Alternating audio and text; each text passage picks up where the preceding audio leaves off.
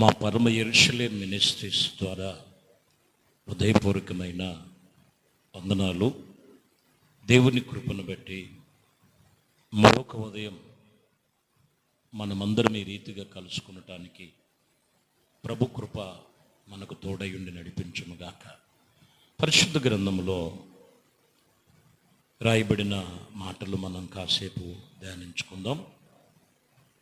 రాయబడిన మాటల్లో ఆమోసు గ్రంథం 9వ అధ్యాయము 11వ వచనాన్ని చదువుతున్నాం.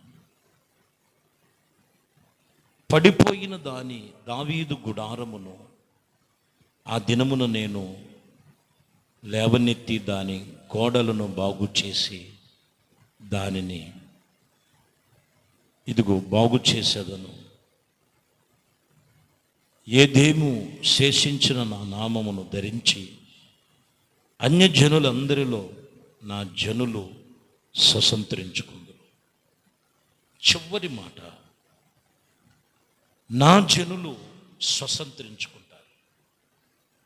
పడిపోయిన గుడారాలు ఉన్నాయి, పడిపోయిన గోడలు ఉన్నాయి, పడిపోయిన పరిస్థితులు వాటినన్నిటి నుంచి శేషించి నేను బాగు చేసి తిరిగి మరలా వాటిని నీవు స్వతంత్రించుకుంటావు అని చెప్తున్నమాట. ప్రియమైన దేవుని బిడ్డలారా, ఈ వాక్యములో రాయబడిన మాటలు ఇవే. ఈరోజు ఏ స్థితిలో నువ్వు పడిపోయావు, స్వతంత్రించుకోలేకపోతున్నావు. మనిషి బలహీనమైన ఘట్టం. ఏదో ఒక విషయంలో పడిపోవటం.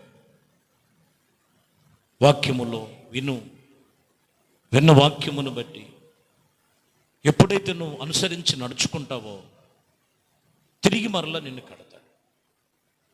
కొందరు వాక్యము లేకుండా, దేవుని యందు నిబంధన లేకోకుండా పడిపోయిన అనుభవాలు, వారికి రావలసిన ఆశీర్వాదాలన్నీ కూడా వాళ్ళు పొందుకోలేకపోతున్నారు. ఇదే వాక్యం చెప్తున్నమాట. ఇంకా మీరు గమనిస్తే అపోస్తుల కార్యములో 27వ అధ్యాయము 24వ వచనములో, నీవు కైసరయ ఎదుట నిలవవలసి వచ్చి ఉన్నది. ఇదిగో నీతో కూడా వాడలో ప్రయాణమవుపోచున్న వారందరినీ దేవుని యొక్క నాకు అనుగ్రహించబడినది నీతో చెప్పుచున్నానని చెప్పాను. చూడండి, ఇక్కడ వాస్తవానికి పౌలు గారు వాడలో ప్రయాణం అవుతున్నప్పుడు అక్కడ చెబుతున్నటువంటి మాట, నిలవబడి ఇదిగో నీ దేవుడు నాకు ఏమైతే అనుగ్రహించాడో అది నేను మీతో చెప్పుచున్నాను. కొన్నిసార్లు చెప్పిన మాట చెప్పిన మాట వినకపోవటం వలనే వాడ బ్రద్దలైపోయిన పరిస్థితులు కూడా కనపడున్నాయి. పడిపోయిన అనుభవాలు కూడా ఉన్నాయి. ఇక్కడ ఖచ్చితంగా చెప్తున్న మాట, దేవుని సన్నిధిలో మనము కొన్నిసార్లు దేవుడు వాక్యం హెచ్చరిక చేస్తాడు. నువ్వు అక్కడ పడిపోతావు, అక్కడ జారిపోతావు, అక్కడ నష్టం జరుగుద్ది, అక్కడ కష్టము కలుగుద్ది. నీవు జాగ్రత్తగా కాపాడుకో ఆత్మ సంబంధమైన జీవితాలను. లేఖనాలు చెప్తున్న మాటలు ఇవే. సమస్తమును దేవుని వలనే కలిగినవి. ఎందుకంటే సమూయేలు గ్రంథములో 1 సమూయేలు 22వ అధ్యాయము 8వ వచనం, దరిద్రులను అధికారులతో కూర్చుండబెట్టుటకును మహిమ కలిగిన సింహాసనమును స్వతంత్రించుకున్నటకును వారిని ఇదిగో అక్కడ నియమించినట్లుగా రాయబడింది. దేవుడు ఎక్కడంట? సింహాసనమును స్వతంత్రించుకునేటట్లుగా. దరిద్రతలు ఉన్నవారిని ఏ స్వతంత్రిస్తున్నాడండి? సింహాసనము. దేవుని సన్నిధిలో, దేవుని యొక్క ఘనతలో అది పొందుకున్నట్టుకు వాక్యం చెప్తున్నమాట. ఇది మీకు ఇస్తున్నాను నేను. ఆ విషయములో మీరు జాగ్రత్త.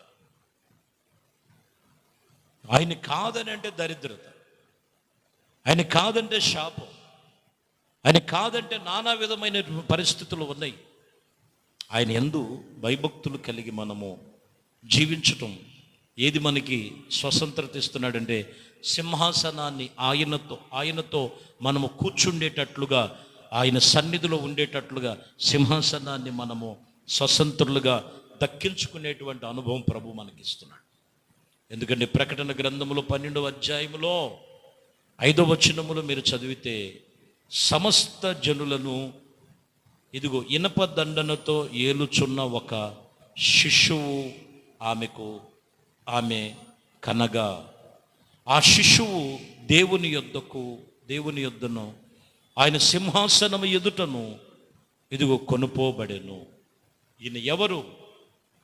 ఈ శిశువు సింహాసనాన్ని దేవుని యొక్క సన్నిధిలో దండన చేయటానికి, ఇనప దండన చేయటానికి, ఆయన జనులను ఇనప దండనగా చేయటానికి అక్కడ సింహాసనమునొద్దకు కొనిపోబడినట్లుగా రాయబడి ఉన్నది. ఈరోజు రాయబడిన మాటల్లో అత్యున్నత సింహాసనమందు ఆసీనుడైన దేవుడు, ఆయన్ని మనం స్వతంత్రించుకోవాలి.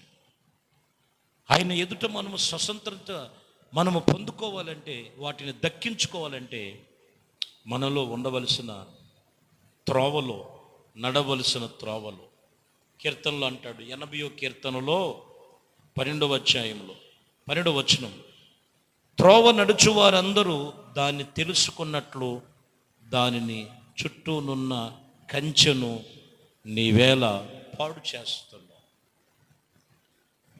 త్రోవలో నువ్వు చక్కగా నడవాలి, చక్కగా కాపాడుకోవాలంటే నీకు ఒక కంచె ఉంది. ఏంటిదా కంచె అంటే, ఆ కంచె ఉంటే ఏ క్రూర మృగాలు రావు, ఏది దాంట్లో జొరపడదు. దాన్ని పాడు చేసుకునే అనుభవం ఏంటో తెలుసండి. విచ్చలవిడితనము, భయభక్తులు లేని పనులు, వ్యర్థమైన వాటిని అనుసరించటం, వాళ్ళ చేతులతో వాళ్ళు ప్రాకారాలు పాడు చేసుకొని, కంచెను పాడు చేసుకొని, అందుకనే పడిపోయిన అనుభవాలు, స్వేచ్ఛ స్వతంత్రత లేక, దక్కించుకునే అనుభవాలు లేక, నానా విధమైన పరిస్థితుల మధ్యలో దిగజారిపోయిన స్థితిలో ఉన్నారని వాక్యం ఇక్కడ చెప్తున్నమాట. కాబట్టి ప్రియమైన దేవుని బిడ్డలారా, పరిశుద్ధ లేఖనములో చెప్పిన మాట మీరు గమనించాలి. చివరికి ఒక మాట 16వ అధ్యాయములో యెషయా గ్రంథములో 5వ వచనములో మనం చదువుతున్నాం. కృప వలన సింహాసనమును స్థాపించబడును, సత్య సంపుడైన దాని మీద కూర్చుండి తీర్పు నొందెను. ఇదిగో దావీదు గుడారము అతన్ని శేషించబడినటువంటి విసర్జించి న్యాయముగా జరుగుటకు తీర్చబడినట్లుగా రాయబడి ఉన్నది. కృప వలనే సింహాసనము స్థాపించబడింది. ఆయన కృపను బట్టి మనము నడుచుకోవాలి. ఆయన కృపను బట్టే మనము స్వతంత్రించుకోవాలి. ఆయన కృపను బట్టే మనము అనుసరించి ప్రభు సన్నిధిలో చక్కగా నడుచుకోవాలి. కాబట్టి ఈ వాక్యములో రాయబడుతున్న మాట ఇదిగో ఏమై ఉన్నదంటే, ఆమోసు గ్రంథములో మూల వాక్యము, పడిపోయిన గుడారాలు, పడిపోయిన గోడలు, పడిపోయినటువంటి వాటిని, శేషించిన వాటినన్నిటినీ నా నామమందు అన్యజనులు దాన్ని స్వతంత్రించుకుంటారు. ఏ విషయములో పడిపోయావు, ఏ విషయములో దూరం అయిపోయావు, ఏ విషయములు నీకు దూరాన ఉందో ఒక్కసారి జ్ఞాపకం చేసుకొని ప్రభుతో తీర్మానం చేసి ప్రార్థన చేద్దాం. మహాపరిశుద్ధుడా, ప్రేమ స్వరూపి, దయగలిగిన మా ప్రభువా, మీ ఘనమైన శ్రేష్టమైన నామానికి స్తోత్రాలు. మీ కృపా దయా సంకల్పమును బట్టి ఎక్కడ పడిపోయారు, ఎక్కడ జారిపోయారు, స్వతంత్రించుకోలేకపోతున్నారు, ఆశీర్వాదము, దీవెన, మేళ్ళు స్వతంత్రించుకోలేకపోతున్న బలహీనతలో ఉన్నారు. మీ కృపలో స్థిరపరిచి, పరిశుద్ధాత్మ కార్యములు మీ కృపలో జరిగించి, సమస్తమును మీ చేతులకు అప్పగిస్తూ మహిమ, ఘనత, ప్రభావాలు మీకే పొందు నజరేయుడనే యేసుక్రీస్తు నామములో ప్రార్థించి వేడుకొనుచున్నాము తండ్రి. ఆమేన్. ప్రభు మిమ్మల్ని దీవించి ఆశీర్వదించును.